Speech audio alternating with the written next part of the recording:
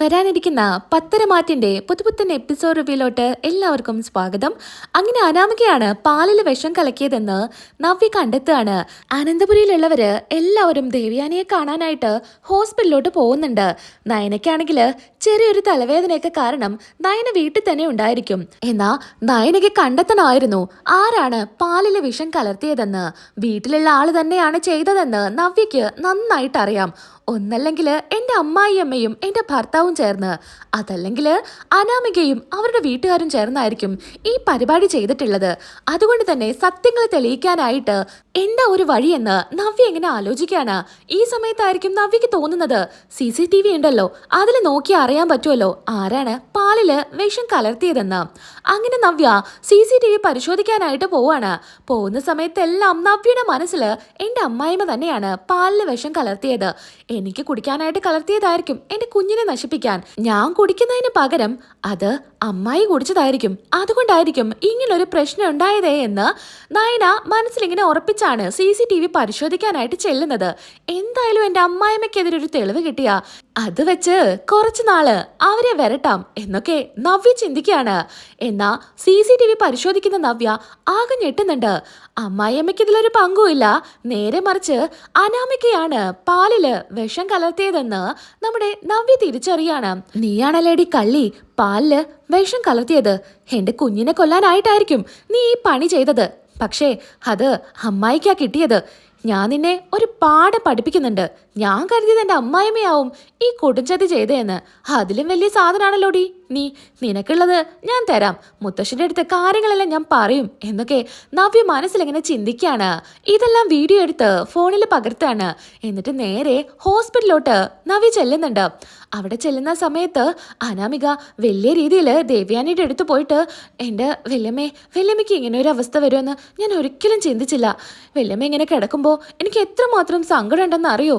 സഹിക്കാൻ പറ്റുന്നില്ല വല്യമ്മ എങ്ങനെ കാണാന്.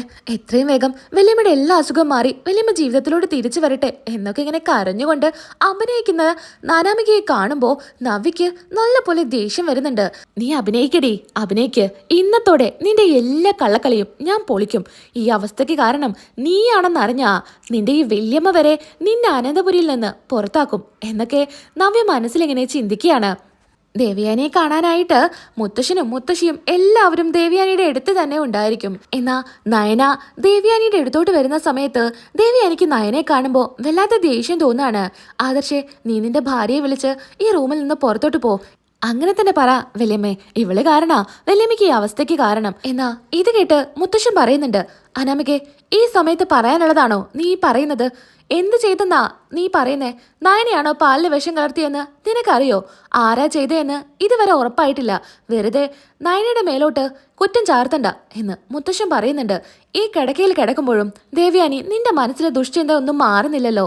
എന്താ നീ ഇങ്ങനെയൊക്കെ സംസാരിക്കുന്നത്? നയനമോളുടെ ഗുണം ഇതുവരെ നീ മനസ്സിലാക്കുന്നില്ലല്ലോ എന്നൊക്കെ മുത്തശ്ശൻ പറയാണ്. ദേവയാനിയാണെങ്കിൽ മറുത്തൊന്നും പറയുന്നില്ല മുത്തശ്ശന്റെ അടുത്ത്. എന്നാ വേണുവും രേവതിയും ദേവയാനിയെ കാണാനായിട്ട് വരുന്നുണ്ട്. എന്താ പറ്റിയ ചേച്ചി ഈ അവസ്ഥയിൽ കാണുമെന്ന് ഞാൻ ഒരിക്കലും കരുതിയതല്ല. എന്താ ശരിക്കും സംഭവിച്ചത്? ചേച്ചിക്ക് ആരെങ്കിലും സംശയമുണ്ടോ എന്നൊക്കെ രേവതിയൊക്കെ ചോദിക്കുകയാണ്. ഈ സമയത്ത് മുത്തശ്ശൻ ഇങ്ങനെ ദേഷ്യത്തോടു കൂടി നോക്കാണ്.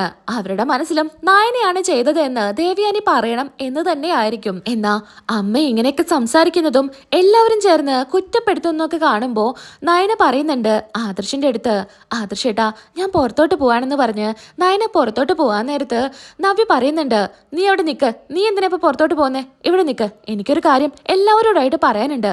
പറയാൻ മാത്രമല്ല എല്ലാവർക്കുമായിട്ട് കാണിച്ചു തരാനുമുണ്ട്. എന്താ നവ്യേ എന്ന് മുത്തശ്ശൻ ചോദിക്കാണ്. മുത്തശ്ശ, ഞാൻ മുത്തശ്ശന്റെ അടുത്തൊരു സംശയം പറഞ്ഞിരുന്നല്ലോ. പാലില് വിഷം കലർത്തിയത് എൻ്റെ അമ്മായിമ്മയും ഭർത്താവും ചേർന്നാണ്. ഒരു ദിവസം എന്തായിരുന്നു അബിക്ക് എന്നോടുള്ള സ്നേഹം എന്നുള്ളതൊക്കെ ഞാൻ മുത്തശ്ശൻ്റെ അടുത്ത് പറഞ്ഞതല്ലേ. അപ്പോഴെനിക്ക് സംശയം ഉണ്ടായിരുന്നത് എൻ്റെ അമ്മായിമ്മയെ തന്നെയായിരുന്നു. എന്നാ എനിക്കിപ്പോൾ ആ സംശയം മാറിക്കിട്ടി. എൻ്റെ കുഞ്ഞിനെ കൊല്ലാനായിട്ട് തന്നെയാ പാലില് വിഷം കലർത്തി വെച്ചിരുന്നത്. പക്ഷേ അത് എൻ്റെ അമ്മായിമ്മയോ ഭർത്താവോ ചേർന്നല്ല. ഇതാ ഈ നിൽക്കുന്ന എല്ലാവരുടെയും പുന്നാര മരുമകളാ ഇക്കാര്യം ചെയ്തിരിക്കുന്നത്. ഞാനോ? നീ എന്താടി ഇങ്ങനെയൊക്കെ പറയുന്നേ? അപ്പോൾ മുത്തശ്ശൻ പറയുന്നുണ്ട്, പലതവണ അനാമികെ ഞാൻ നിന്റെ അടുത്ത് പറഞ്ഞിട്ടുണ്ട്, ഇവരൊക്കെ നിന്റെ ചേച്ചിയാ, എടി പൊടി എന്നൊന്നും വിളിക്കരുത് എന്ന്. എന്നിട്ടും ആ വാക്കിനൊരു വില പോലും നീ തരുന്നില്ലല്ലോ. അല്ല മുത്തശ്ശ, ഇങ്ങനെയൊക്കെ ഇല്ലാത്തത് പറയുമ്പോ ഞാൻ എങ്ങനെ അത് സഹിച്ചു നിൽക്കുക? ഇവള് പറയുന്നത് കേട്ടില്ലേ? എന്റെ അമ്മയെ പോലെ സ്നേഹിക്കുന്ന എന്റെ വല്യമ്മയുടെ ഈ അവസ്ഥയ്ക്ക് കാരണം ഞാനാണെന്നാ പറയുന്നേ. ഇത് കേട്ട് രേവതി പറയുന്നുണ്ട് മൂർത്തി സാറിന്റെ അടുത്ത്, സാർ ഇതൊന്നും കേൾക്കുന്നില്ലേ? എന്റെ മോളെ കുറിച്ച് ഇങ്ങനെയൊക്കെ സംസാരിക്കുന്നത് ഇല്ലാത്ത കാര്യങ്ങളാ ഇവളീ പറയുന്നത്. അല്ല മുത്തശ്ശ, ഇല്ലാത്ത കാര്യങ്ങളൊന്നല്ല ഞാൻ പറയുന്നത്. വ്യക്തമായിട്ടുള്ള തെളിവ് എന്റെ കയ്യിലുണ്ട്. അതുകൊണ്ട് തന്നെയാ എല്ലാവരോടും ഇക്കാര്യം പറയാനായിട്ട് ഞാൻ ഇങ്ങോട്ട് വന്നത്. ഇത് കേട്ട് മുത്തശ്ശൻ പറയുന്നുണ്ട്, എന്നാ നീ കാണിക്ക്, എന്താ തെളിവ്? അനാമികയാണ് ചെയ്തതെന്ന് നിന്റെ കയ്യില് എന്താ തെളിവുള്ളതെന്ന് മുത്തശ്ശൻ ചോദിക്കുകയാണ്. ഈ സമയത്ത് നയന പറയുന്നുണ്ട്, നവ്യ നീ വെറുതെ പ്രശ്നം ഉണ്ടാക്കണ്ട. എന്തെങ്കിലും സംശയമാണെങ്കിൽ നമുക്കത് തീർത്ത് ഇവരെടുത്ത് പറയാം. അല്ലാതെ എടുത്തു ചാടി നീ ഒന്നും പറയണ്ട. അമ്മയുടെ ഈ അവസ്ഥയില് അമ്മയുടെ മുൻപിൽ വെച്ച് ഇങ്ങനെയൊന്നും ചെയ്യണ്ട എന്നൊക്കെ നയന പറയാണ്. നിനക്കിപ്പോഴും സെന്റിമെന്റ്സ് മാത്രമേ ഉള്ളൂ, അതുപോലെയല്ല. ഇതേ കൃത്യമായിട്ട് എൻ്റെ കയ്യിൽ തെളിവുണ്ട്, ഇവളെ കൊടുക്കാനുള്ള എല്ലാ കാര്യങ്ങളും ഞാൻ കൊണ്ടുവന്നിട്ടുണ്ട് എന്ന് നവ്യ പറയുമ്പോൾ ആദർശം പറയുന്നുണ്ട്, എന്നാ നവ്യെ നീ എല്ലാവർക്കും കാണിച്ചു കൊടുക്ക് എന്താ നിന്റെ കയ്യിലുള്ള തെളിവെന്ന്. അങ്ങനെ ഫോൺ എടുക്കാണ് നവ്യ. ഈ സമയത്ത് അനാമിക നല്ലപോലെ പേടിക്കുന്നുണ്ട്. എന്തായാലും കാര്യങ്ങളൊക്കെ ചെയ്തത് അനാമിക തന്നെയാണ്. എന്നാ അതിനെന്താ തെളിവ് എന്നായിരിക്കും അനാമിക ചിന്തിക്കുന്നത്. എന്നാ ദേവയാനി പറയുന്നുണ്ട്, എനിക്കൊരു തെളിവും കാണണ്ട. അനാമിക അങ്ങനെ ചെയ്യില്ല എന്ന് എനിക്ക് നന്നായിട്ട് അറിയാം. എന്റെ മരുമകളാവള്. എനിക്കൊരു ദോഷം വരുന്ന ഒരു കാര്യവും അനാമിക ചെയ്യില്ല. ചെയ്തത് മൊത്തം ഇതാ ഈ നവ്യ ആയിരിക്കും. ഇങ്ങനെ ഒരു അവസ്ഥയിൽ കിടക്കുമ്പോൾ പോലും നമ്മുടെ ദേവയാനി സപ്പോർട്ട് ചെയ്ത് സംസാരിക്കുന്നത് അനാമികയെ തന്നെയായിരിക്കും. നീ ഒരു തെളിവ് എനിക്ക് കാണിക്കണ്ട എന്ന് നവ്യയുടെ അടുത്ത് പറയുമ്പോൾ നവ്യ മുത്തശ്ശന്റെ മുഖത്തോട്ട് നോക്കുന്നുണ്ട്. ദേവയാനി, നിനക്ക് വേണ്ടെങ്കിൽ വേണ്ട, ഞങ്ങൾക്കറിയണം എന്താണ് നിന്റെ ഉള്ളിലെ സത്യം എന്ന്. നിന്റെ ഈ അവസ്ഥയ്ക്ക് കാരണം ആരാണെന്ന് എന്തായാലും ഞങ്ങൾ കണ്ടെത്തും. നവ്യയുടെ കയ്യില് അതിനുള്ള തെളിവുണ്ടെങ്കിൽ അവള് കാണിക്കട്ടെ എന്ന് മുത്തശ്ശൻ പറയുമ്പോൾ ദേവയാനി മറുത്തൊന്നും പറയുന്നില്ല. അങ്ങനെ നവ്യ ഫോൺ എടുത്ത് ആ വീഡിയോ അങ്ങ് കാണിച്ചു കൊടുക്കാണ്. ഇത് കാണുന്ന ദേവയാനി ആകെ ഞെട്ടുന്നുണ്ട്. അനാമിക ആരും കാണാതെ മരുന്ന് കലക്കുന്നതും നവ്യയുടെ കുഞ്ഞിനെ ഇല്ലാതാക്കാനായിട്ടാണെങ്കിലും പക്ഷെ കുടിച്ചത് ദേവയാനിയാണെന്ന് നോക്കി നിൽക്കുകയൊക്കെ ചെയ്യുന്ന അനാമികയെ ഇങ്ങനെ കാണിച്ചു കൊടുക്കുമ്പോൾ എല്ലാവരും ഞെട്ടുന്നുണ്ട്.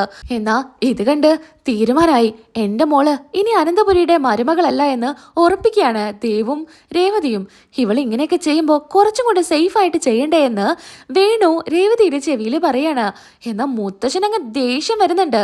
ഇത്രയും വലിയൊരു കാര്യം വീട്ടിൽ ചെയ്തിട്ട് ഒന്നും അറിയാത്ത പോലെ ഹോസ്പിറ്റലിൽ വന്ന് നിൽക്കുന്നതൊക്കെ ഇങ്ങനെ മുത്തശ്ശൻ ഓർക്കുമ്പോ തന്നെ ദേഷ്യം വരികയാണ്. മുത്തശ്ശൻ അനാമികയുടെ അടുത്തോട്ട് ചെല്ലുന്നത് കാണുമ്പോ അനാമികയ്ക്ക് സത്യത്തിൽ പേടിയാവുന്നുണ്ട്.